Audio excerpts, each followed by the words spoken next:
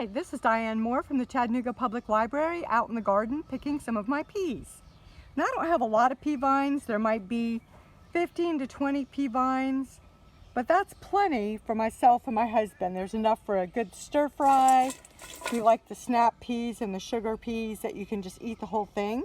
Of course, if you let them wait a bit, you can eat the peas too. They are planted in just a small V-shaped raised bed that my husband made, where I've got Swiss chard, parsley, previously garlic. Peas aren't supposed to like garlic, so that just sort of happened. As you can see, they are growing up an old bedstead that my husband found somewhere. Yay, sometimes he does bring home good things. Well, the pea vines got taller than that, and so I used some little strips of T-shirt yarn to tie them up. Because pea vines are really kind of delicate. The big wind comes up or you're a little rough with them, they might break. And I want to enjoy these peas as long as I possibly can. Nothing is yummier than peas or any other kind of vegetable straight out of your garden, right on your plate or in your pan.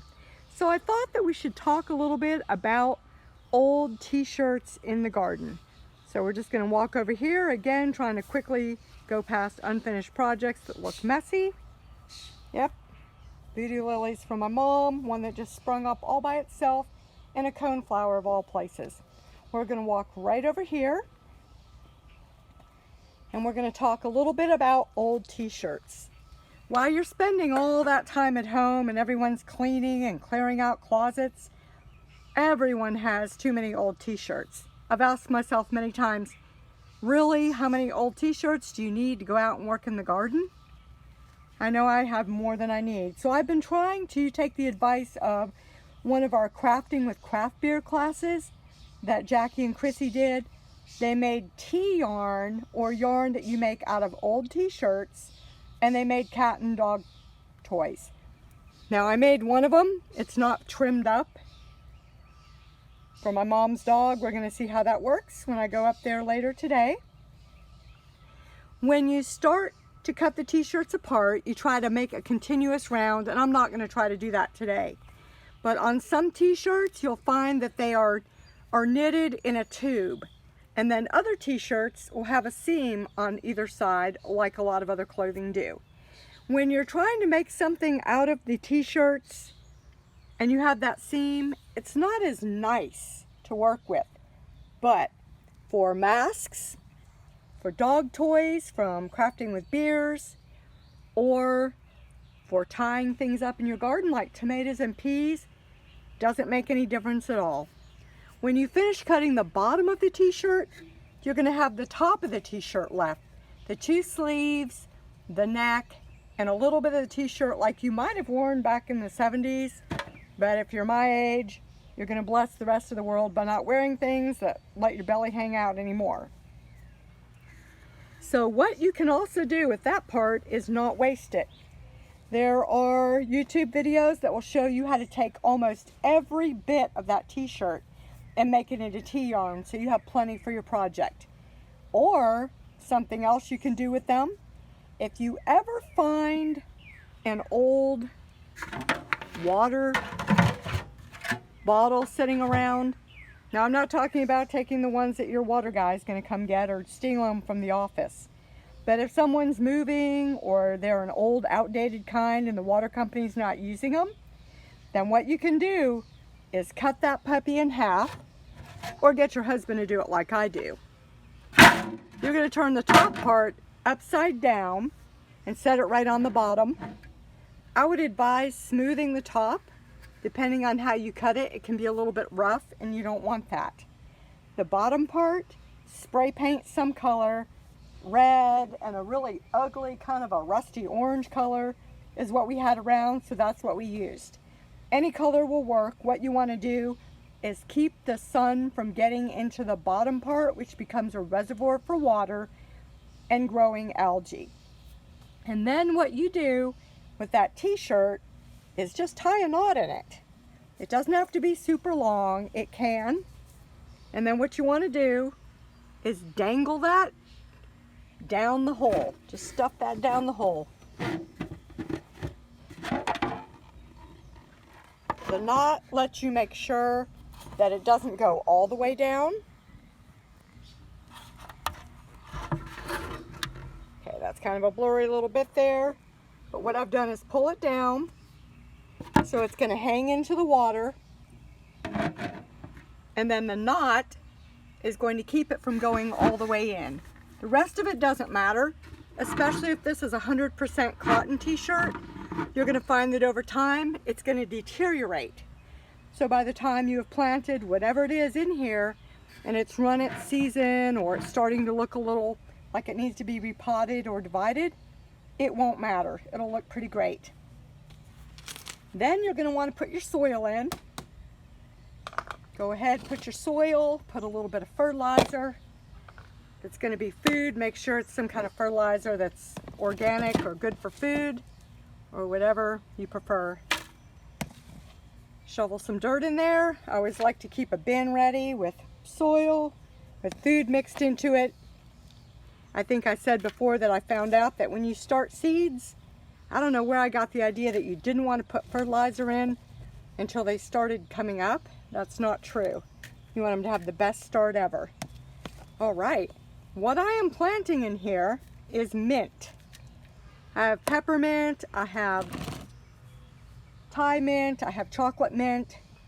I don't have every kind in the world. I'm gonna put the phone down just for a second.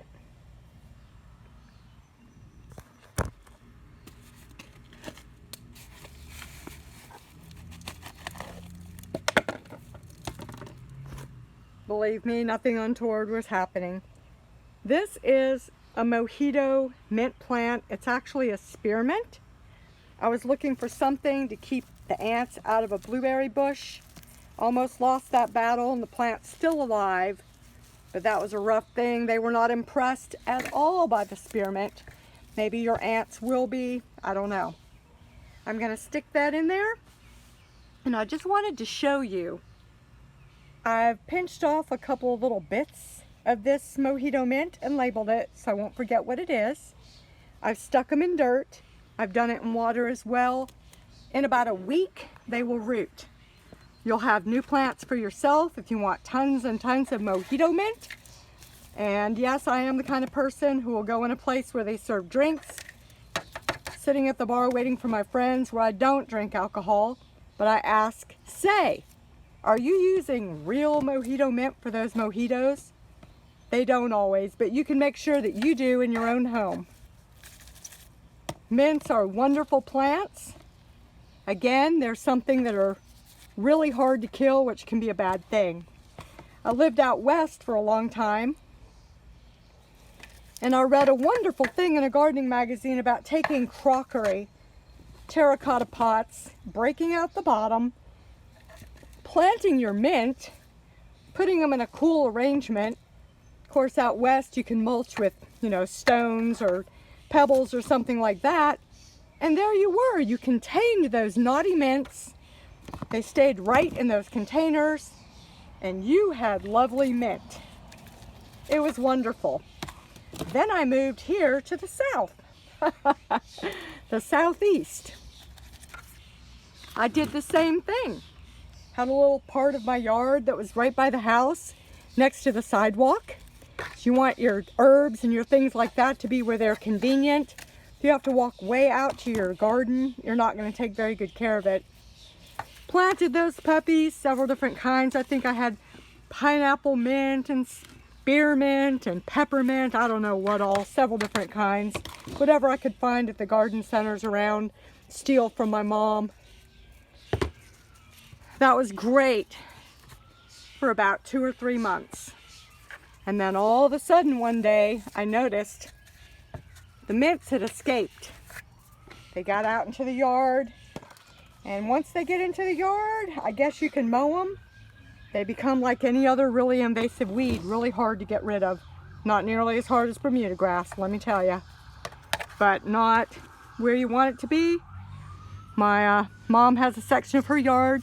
Now she loves the mint, and she makes a tisane out of it because if it's not real tea from a tea plant, it's a tisane, not a tea. So that's nice because it has taken over the universe. Now I'm not going to do this right now because that's a little awkward, holding the camera and trying to pour a full thing, but I would pour my entire 2-gallon watering can over here. I'm going to pour that whole thing into this because it's going to water the mint, settle it in so it'll start growing, and it will fill the reservoir. Mint loves water, or if you have some other kind of plant that you have to worry about watering often, because in the summer containers, that means 1 to 2 times watering a day. If you want to go to the beach or you want to do something, not be home, here you go. Your reservoir, that bit of the t-shirt that's hanging down in the water, will suck up the water from the reservoir and it will keep your plant watered until you can get home, or you can get home from work or wherever it is that you're going. And mint, since it just loves water, it just makes a lot of sense to have it in a container that will give it a continued supply. Although, again, really hard to kill. If there's a little piece in there, even if you've murdered the top, it'll probably resuscitate. But this guarantees that you have healthy, wonderful mint. You can make little bits. If you start early enough and think about it, here you go. Birthday presents, Christmas presents for your friends. And while we're talking about mint, there's a lovely thing that you can do with it. Not just a tisane. This is not my original idea, but I'm going to walk you right over here to another part of the garden, which is attractive and does not have unfinished projects for you to look at. If you can't find big water bottles like that, another thing that you can do, and I'm not going to talk about that here, I don't like doing this, I make my husband do it. I worked in a poster and a print shop once, and I did it because it was part of my job, but I hate breaking glass. However, if you find big, beautiful bottles, you can do exactly the same thing with herbs. You have a little plant, here's one right over here. This is a new kind of a thyme I got at a garden center in Kentucky called lemonade thyme. That's just a small plant. If you have a beautiful bottle that you cut and turn upside down and make into a little self-watering pot like that too, you can easily put herbs. If you don't have a very big place, you have a balcony or a deck or just a window, then that's something that you can do. You can have your own supply of herbs. Again, if you have to be away for a day or two or you forget to water them, no big deal. With your herbs, this is just a fun sort of thing that you can do. I've used basil in what I did to demonstrate, but I also love to do the same sort of thing with pineapple sage, with the mojito mint. You can mix your mints. This one is basil.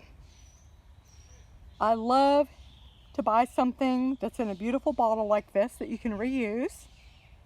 I don't know what was in it. Could have been fizzy water, it might have been some kind of a lemonade. And now what this has is a basil syrup in it. What you do is pick yourself a handful of whatever kind of herb that you want to use.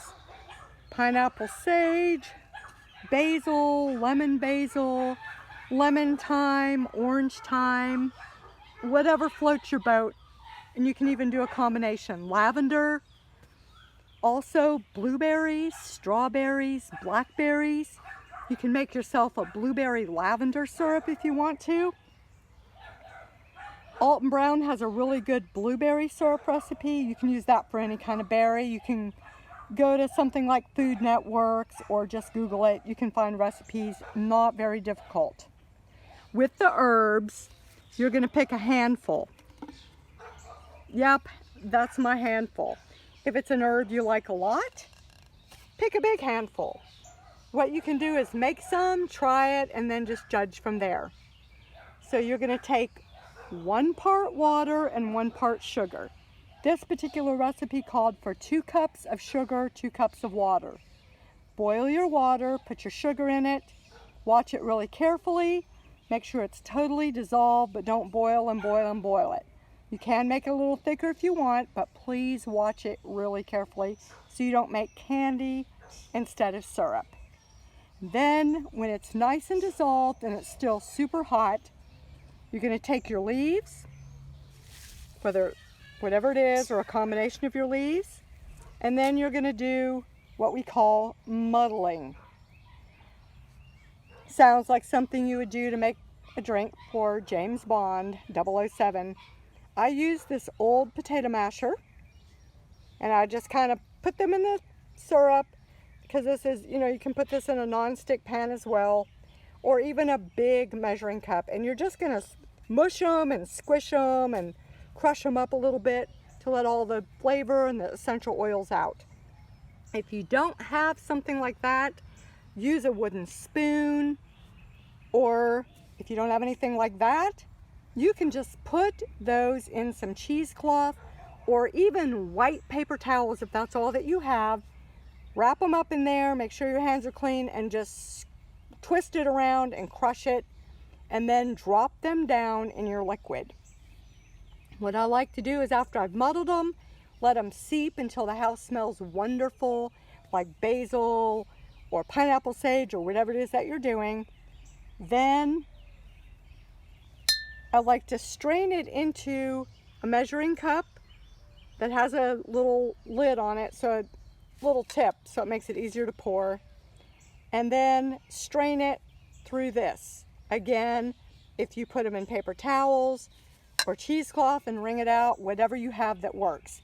The reason I do it is, even though I wash them, occasionally you end up with a six-legged insect part or a little bit of mulch or something from your garden, and you don't really want that in your drink. And I like to press on them a little bit, but not too hard. Again, you want to make sure you get just the parts you want in your drink. Then once it's in that measuring cup or thing with a little pouring spout that makes it easier, or if you have a funnel, for some reason I can't find a funnel anywhere, then you're going to pour it in some kind of a beautiful bottle. You're going to let that cool, label it. It goes in the refrigerator where it will stay good for 6 months if it lasts that long. And then this is something that you're going to mix with whatever else you like to drink. Plain water, sparkling water, fruit juice, whatever you want. Use your imagination. Again, these are great things for birthdays, for Christmas, for fun gifts. You could take the basil, put little strips of lemon peel in it to make it look beautiful and make it lemon basil. There's so many amazing things you can do. Blueberry lavender happens to be my daughter's favorite flavor for sparkling drinks. And like I said, you can add that to any kind of thing that you're drinking. Use your imagination. Use your garden. You may wonder sometimes, I have all these herbs, what am I going to do with them? Make syrups and have wonderful, sparkling, refreshing drinks all summer. Thanks, and have a great day. Bye.